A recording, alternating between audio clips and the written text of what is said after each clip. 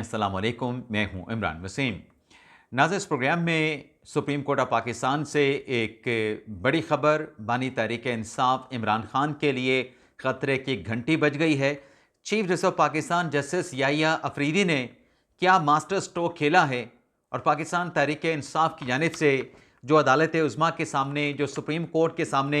एहतजाज किया गया, धरना दिया गया, ये एहतजाज और धरना PTI की क़यादत को और बानी तहरीक इंसाफ इमरान खान को क्यों और कैसे महंगा पड़ा है, इस बड़ी खबर की डिटेल प्रोग्राम में आपके साथ हम शेयर करने जा रहे हैं। इसके अलावा एक और भी अहम खबर है ईमान मज़ारी से मुतल्लिक, उनके ख़िलाफ़ क्या नया फ़ैसला सामने आया है, उस फैसले की, उस खबर की डिटेल भी आपके साथ हम शेयर करेंगे। लेकिन प्रोग्राम का आगाज़ करने से पहले आपसे दरख्वास्त के चैनल को सब्सक्राइब कर लें, बेल आइकॉन का बटन प्रेस करें, वीडियो पसंद आए तो इसे लाइक और शेयर ज़रूर कीजिएगा। तो पहली खबर से प्रोग्राम का आगाज़ करते हैं। नाज़रीन, आप जानते हैं कि गुज़िश्ता हफ्ते पाकिस्तान तहरीक इंसाफ की लीडरशिप की जानिब से जिसको लीड कर रहे थे, जिसकी क़यादत कर रहे थे जनाब सलमान अकरम राजा साहब। सलमान अकरम राजा साहब थे, उनके साथ सुहेल अफरीदी साहब थे, जनाब राजा नासिर अब्बास साहब थे। तहरीक इंसाफ की क़यादत ने ना सिर्फ सुप्रीम कोर्ट ऑफ पाकिस्तान के सामने धरना दिया, बल्कि सलमान अकरम राजा ने chief justice of Pakistan justice Yahya Afridi के चैम्बर में जाके उनके साथ मुलाकात भी की। पहले चीफ जस्टिस याहिया अफरीदी के साथ सलमान अकरम राजा की मुलाकात ना हो सकी थी और सलमान अकरम राजा ने लतीफ़ खोसा के साथ सुप्रीम कोर्ट के रजिस्ट्रार के साथ मुलाकात की। रजिस्ट्रार सुप्रीम कोर्ट से मुलाकात करने के बाद दोनों PTI के रहनुमाओं ने, जनाब राजा साहब ने, जनाब खोसा साहब ने attorney general for Pakistan Mansoor Usman Awan से मुलाकात की, वहाँ पे ब्लैक कॉफ़ी की और रिक्वेस्ट ये की गई कि इमरान खान की जो मेडिकल रिपोर्ट है, पिम्स हॉस्पिटल में जो इमरान खान का मेडिकल मुआयना, जो खान साहब का मेडिकल प्रोसीजर किया गया है, उसका मेडिकल रिकॉर्ड दिया जाए। अब एक तो ये धरना दिया गया और फिर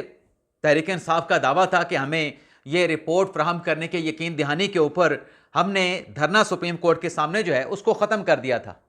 और उसके बाद पाकिस्तान तहरीक इंसाफ ने गुज़िश्ता रोज़ सुप्रीम कोर्ट ऑफ पाकिस्तान के सामने एहतजाज किया था, जिसमें महमूद खान अचकज़ई भी शरीक हुए थे, जिसमें सलमान अकरम राजा भी थे, जिसमें पहली मरतबा देखा गया कि सुप्रीम कोर्ट के एहतजाज में पाकिस्तान तहरीक इंसाफ के चेयरमैन जनाब बैरिस्टर गौहर खान शरीक हुए और पाकिस्तान तहरीक इंसाफ के अरकान असम्बली भी सुप्रीम कोर्ट के सामने एहतजाज में शरीक थे। और इस एहतजाज के मौके पे सलमान अकरम राजा साहब ने, जनाब बैरिस्टर गौहर साहब ने, तहरीक इंसाफ के 4 अरकान ने जाके जो सुप्रीम कोर्ट के रजिस्ट्रार हैं उन्हें एक याददाश्त पेश की थी। अब जो याददाश्त थी वो तो इमरान खान साहब की मेडिकल रिपोर्ट से मुतल्लिक थी, इमरान खान तक ज़ाती मुआलिजीन के रसाई तक थी और इमरान खान के जो मुकदमात हैं जिसमें इमरान खान साहब की रिहाई पाकिस्तान तहरीक इंसाफ चाहती है, ख़ास तौर पे जो इस्लामाबाद हाई कोर्ट में केसेस पेंडिंग पड़े हैं उनकी फिक्सेशन की दरख्वास्त की गई थी। लेकिन मामला ये हुआ है कि चीफ जस्टिस याहिया अफरीदी ने जो याददाश्त थी, और याददाश्त से पहले जो पाकिस्तान तहरीक इंसाफ की जानिब से बार बार मुतालबा किया जा रहा था कि हमारे मुकदमा समाअत के लिए मुकर्रर किए जाएँ, तो हाई कोर्ट में पाकिस्तान तहरीक इंसाफ के, इमरान खान के, बुशरा बीबी साहबा के मुकदमात कब लगते हैं कब नहीं लगते, ये फैसला तो आने वाला वक्त करेगा। लेकिन सुप्रीम कोर्ट में वो मुकदमा जो कि चीफ जस्टिस याहिया अफरीदी साहब का अख्तियार था, उस पर चीफ जस्टिस याहिया अफरीदी ने अपने कानूनी अख्तियार को इस्तेमाल करते हुए 13 छोटे बड़े अहम मुकदमात, जिसमें साइफर का केस भी है, साइफर का केस भी, तमाम मुकदमात को लगा के चीफ जस्टिस याहिया अफरीदी साहब ने इमरान खान, शाह महमूद कुरैशी साहब का साइफर का केस भी खोल के रख दिया है। अब 2 रुकनी बेंच बना है 9 फरवरी के लिए और उस बेंच को हेड करेंगे जनाब चीफ जस्टिस याहिया अफरीदी साहब। उस बेंच में जैसे शाहिद बिलाल साहब शामिल हैं और 9 फरवरी को ये बेंच समाअत करने जा रहा है। लेकिन ये मुकदमात हैं कौन कौन से और साइफर का केस कैसे खुल गया है, तो एक एक जो मुकदमा है उसकी डिटेल आपके साथ हम शेयर करते हैं। एक तो नाजरीन, इमरान खान साहब और बुशरा बीबी साहबा के 2 अपीलें, अपने 2 केसेस जिनमें अदालत की जानिब से इनको जमानतें दी गई थी, इन दोनों रहनुमाओं की, इमरान खान और बुशरा बीबी साहबा की जो जमानतें हैं, इनकी कैंसिलेशन के लिए, यानी जो जमानत का फैसला आया था उसके खिलाफ सरकार ने सुप्रीम कोर्ट से रजू किया था, वो अपीलें सरकार की, पंजाब हुकूमत की, चीफ जस्टिस याहिया अफरीदी साहब ने समाअत के लिए मुकर्रर कर दी हैं। अब सरकार ने, पंजाब हुकूमत ने इन अपीलों में सुप्रीम कोर्ट से यह कहा है कि इमरान खान और बुशरा बीबी साहबा की जमानतें कैंसिल की जाएं। ये जमानतों का कोई जवाब बनता नहीं था, कानून को सरफे नज़र करके जमानतें दी गई। तो एक तो ये सरकार की अपीलें इमरान खान और बुशरा बीबी साहबा की बेल कैंसिलेशन के लिए जो है वो फिक्स हुई हैं 9 फरवरी को। और इसके अलावा नाज़रीन, जज हुमायूं दिलावर जो तोशा खाना का जो केस ट्रिगर हुआ था इलेक्शन कमीशन के फैसले के बाद, और एक फौजदारी कंप्लेंट जो है डिस्ट्रिक्ट इलेक्शन कमिश्नर ने इमरान खान साहब के खिलाफ इस्लामाबाद के डिस्ट्रिक्ट अदालत में रजिस्टर्ड करवाई थी, फाइल करवाई थी, जिस पर हुमायूं दिलावर साहब ने पूरा ट्रायल करने के बाद इमरान खान साहब को 2 साल के लिए कन्विक्ट किया था। तो इस केस में इमरान खान साहब की कुछ अपीलें हैं जो जज हुमायूं दिलावर के अबूरी अहकामात थे, जिन्हें इस्लामाबाद हाई कोर्ट में चैलेंज किया गया था, लेकिन इस्लामाबाद हाई कोर्ट से इमरान खान साहब को रिलीफ ना मिल सका था। तो ये अपीलें जब सुप्रीम कोर्ट में उस वक्त दायर की गई, अब जाके इन्हें समाअत के लिए मुकर्रर किया गया है। तो जो 2 रुकनी बेंच अफरीदी साहब का है, शाहिद बिलाल साहब का है, यही बेंच इमरान खान साहब की जज हुमायूं दिलावर के अबूरी अहकामात के खिलाफ गैर मौसर अपीलों पर समाअत करेगा। अब मैंने गैर मौसर क्यों कहा? क्योंकि ये अबूरी अहकामात के खिलाफ अपीलें हैं, जबकि अल्टीमेटली जो केस है वो केस ही डिसाइड हो चुका है, जिसमें इमरान खान साहब की कन्विक्शन हो चुकी है। तो कन्विक्शन के बाद अबूरी अहकामात की कोई हैसियत नहीं रहती। इसके अलावा इमरान खान साहब की अपील है, और नैब ने ये अपील जो है वो नैब के ख़िलाफ़ है। और इमरान खान साहब की अपील ये है कि अदम हाज़िरी के ऊपर नैब कोर्ट ने उनकी जो ज़मानत थी वो नैब कोर्ट की जानिब से खारिज कर दी गई थी, तो ये ज़मानत बहाल की जाए। अब नैब के केस में भी खान साहब की कन्विक्शन हो चुकी है, इसमें भी ज़मानत होने ना होने का कोई फ़ायदा नहीं, क्योंकि अब ये मामला इस्लामाबाद हाई कोर्ट में पेंडिंग है। और इसी तरीके से नाज़रीन, जज हुमायूं दिलावर का जो फैसला, जब 2 साल की सज़ा इमरान खान साहब को सुना दी गई, तो उस फैसले को इमरान खान साहब ने अपनी लीगल टीम के ज़रिए इस्लामाबाद हाई कोर्ट में चैलेंज किया था, और chief justice Islamabad high court Aamir Farooq साहब ने उनकी ज़मानत एक्सेप्ट कर ली थी। जो सज़ा का फैसला था, उस सज़ा के फैसले को सस्पेंड कर दिया था, लेकिन इमरान खान साहब ने आमिर फारूक साहब का फैसला सुप्रीम कोर्ट में चैलेंज किया था, जिसमें यह कहा गया था कि सज़ा तो सस्पेंड कर दी गई, लेकिन जो ऑर्डर है हुमायूं दिलावर का इमरान खान के खिलाफ, उस ऑर्डर को सस्पेंड नहीं किया गया। तो उस हाई कोर्ट के ऑर्डर के खिलाफ ये अपील भी इमरान खान साहब की जो है, इसे समाअत के लिए फिक्स कर दिया गया है। इसके अलावा नाजरीन, साइफर का केस, जिसमें जज अबुल असनाद जुल्करनैन ने इमरान खान और शाह महमूद कुरैशी साहब को सज़ा सुनाई थी, और इन दो साइफर के केस में दोनों रहनुमाओं को सुप्रीम कोर्ट ने ज़मानत पर रिहा करने का हुक्म दिया था, जिसमें जैसे तारिक मसूद साहब थे, मंसूर शाह साहब थे, अतर मिनल्ला साहब थे, लेकिन ट्रायल कोर्ट से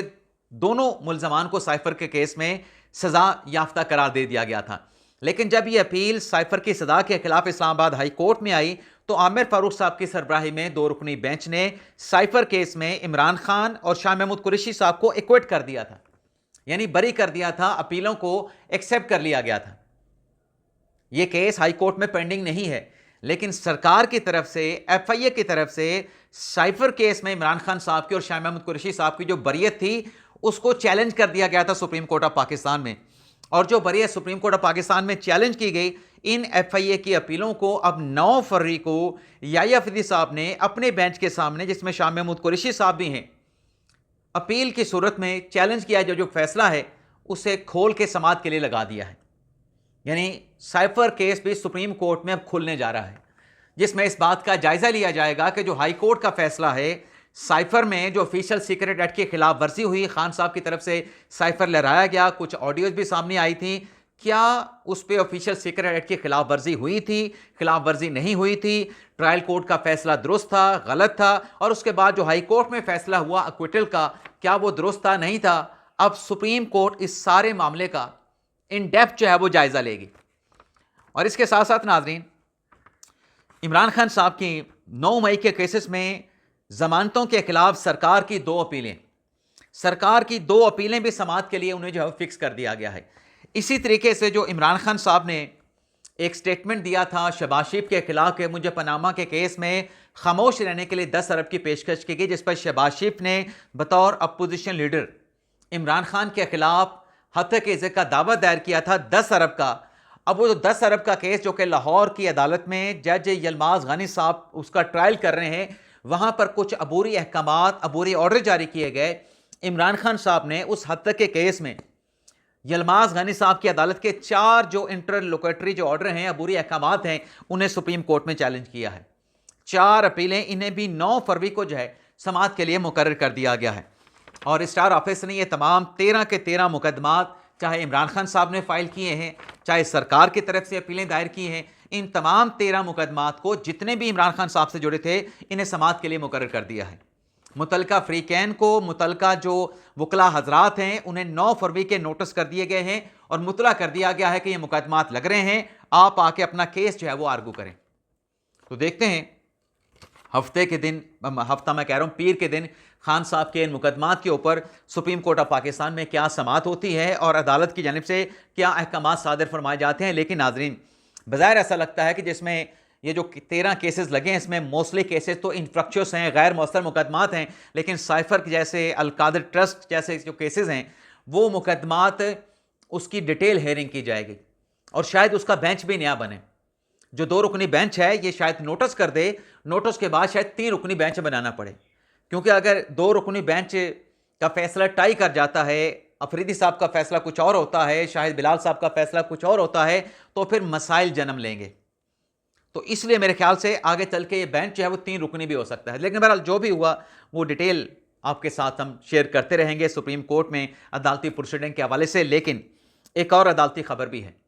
ईमान ज़ैन मज़ारी और हादी अली चट्टा, जिन्हें रियासत के खिलाफ, रियासती इदारों के खिलाफ ट्वीट्स करने पे, मुतनाज़ा बयानात देने पे, सोशल मीडिया का इस्तेमाल करने पे 17 साल की सज़ा सुनाई गई। ना सिर्फ 17 साल की सज़ा सुनाई गई, बल्कि उन्हें जो है 3 करोड़ 60 लाख रुपया ईच, यानी मजमूई तौर पे 7 करोड़ और 20 लाख रुपए जुर्माना किया गया। अब इस सज़ा से पहले इनकी गिरफ्तारी हुई थी ATC के मुकदमे में, लड़ाई झगड़े के केस में, जो कि FIR दर्ज करवाई थी Islamabad high court bar association के जो सदर हैं जनाब वाजिद गिलानी साहब ने। अब ये जो केस है ATC का, वो ट्वीट्स वाले केस में तो सज़ा हो चुकी है, लेकिन इस केस में ईमान ज़ैन मज़ारी और हादी अली चट्टा के खिलाफ जो आज ATC अदालत में समाअत हुई है, पुलिस की जानिब से यह मौक़िफ़ पेश किया गया कि दोनों मुल्ज़मान को इस केस में सिक्योरिटी कंसर्न की वजह से पेश नहीं किया जा सकता, जिस पर अदालत ने अहकामात ये जारी किए हैं कि ईमान को और हादी अली चट्टा को जो सिक्योरिटी कंसर्न्स का पुलिस ने इजहार किया है, उसकी रोशनी में आइंदा समाअत जो कि 19 फरवरी को होना है, दोनों मुल्ज़मान को ज़ाती हैसियत में पेश करने के बजाय पुलिस की प्लीडिंग को, पुलिस के आर्गूमेंट को एक्सेप्ट करते हुए वीडियो लिंक के जरिए पेश करने का हुक्म दे दिया गया है। अब ये ज़ाती हैसियत में अगर दोनों मुल्ज़मान आते तो वहाँ पे फैमिली के साथ, वकला के साथ, दीगर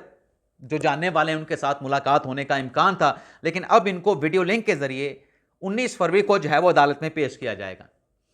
जाते जाते नाजरीन, जो अफसोसनाक वाक़या कल गुज़िश्ता रोज़ सुप्रीम कोर्ट अपना शहर इक़्तिदार में पेश आया, जो इमाम बारगाह को टारगेट किया गया, उससे मुतल्लिक़ ख़बर नाज़रीन ये है कि 4 सहूलतकार जो है अब तक इस अफसोसनाक वाक़े में जो मुलव्विस है उनको गिरफ़्तार कर लिया गया है। और इन 4 सहूलतकारों में जो हैंडलर हैं, सहूलतकार भी हैं, हैंडलर भी हैं, लेकिन जो मास्टरमाइंड था जिसका ताल्लुक़ अफ़गानिस्तान से है, अफ़गान शहरी है, उसको भी गिरफ़्तार कर लिया गया है। और इस बात का बाकायदा तौर पे मिनिस्टर इंफॉर्मेशन जनाब अतार तारा साहब ने ऐलान किया है कि जो सहूलतकार और जो हैंडलर पकड़े गए हैं उससे मुतल्लिक़ अवाम को जल्द जो है वो आगाह किया जाएगा। और अतार तारा साहब का अपनी प्रेस कॉन्फ्रेंस में ये भी कहना था कि रियासत का जो पैगाम है वो अमन का पैगाम है, लेकिन ये जो इस किस्म के वाक़यात हैं, जो दहशतगर्दी की जाती है, इसकी कोई गुंजाइश नहीं, फ़िरका वारियत की कोई गुंजाइश नहीं। और जो दहशतगर्दी है, इस दहशतगर्दी का जो है वो ख़ात्मा किया जाएगा और किसी किस्म का कंप्रोमाइज़ दहशतगर्दों के साथ, दहशतगर्दी पर किसी किस्म का समझौता नहीं होगा। तो ये नाज़रीन हमारा व्लॉग आपसे इजाज़त चाहते हैं। अल्लाह ताला हम सबका हामी नासिर हो। अपनी ढेर सारी दुआओं में याद रखिएगा। पाकिस्तान जिंदाबाद।